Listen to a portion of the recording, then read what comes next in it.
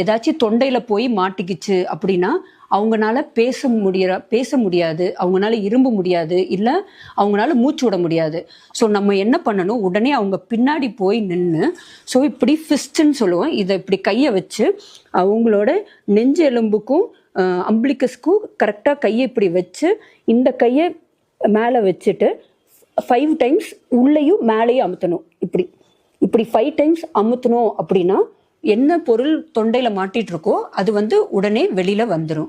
இதுவே 1 வயசுக்கு கீழே இருக்கிற குழந்தையா இருந்தால் நம்ம என்ன பண்ணணும், குழந்தைய தூக்கி தலைகளா படுக்க வச்சு குழந்தையோட தலையை இப்படி கீழே வச்சு இந்த ஷோல்டர் பிளேட்ஸ்க்கு நடுவில் 5 தட்டு தட்டி கொடுக்கணும். இந்த 5 தட்டு தட்டுறப்ப என்ன ஆகும், தொண்டையில் மாட்டிட்டு இருக்கிறது வெளியில வந்துடும்.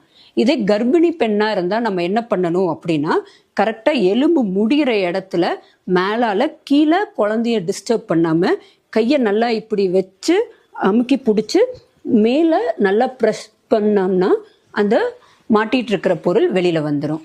இதுவே நம்ம தனியாக இருக்கிறப்போ இந்த மாதிரி நம்ம சாப்பிட்றப்போ ஏதாச்சும் தொண்டையில் மாட்டிக்கிச்சு அப்படின்னா செல்ஃப் ஹேம்லிக்ஸ் மேனுவன்ட்டு நம்மளே பண்ணி அந்த மாட்டிகிட்டு இருக்கிறத எடுத்துக்கலாம். அது எப்படி பண்ணணும் அப்படின்னா, ஒரு சேரோ இல்லை ஒரு டேபிளோ இருந்துச்சுன்னா அதுக்கு பின்னாடி போய் நின்று நல்லா இதை பிடிச்சிக்கிட்டு கரெக்டாக மேலே இந்த மாதிரி அமுத்திட்டு 5 டைம்ஸ் நல்லா ப்ரெஸ் பண்ணணும் அப்படின்னா அது ஆட்டோமேட்டிக்காக வெளியில் வந்துடும்.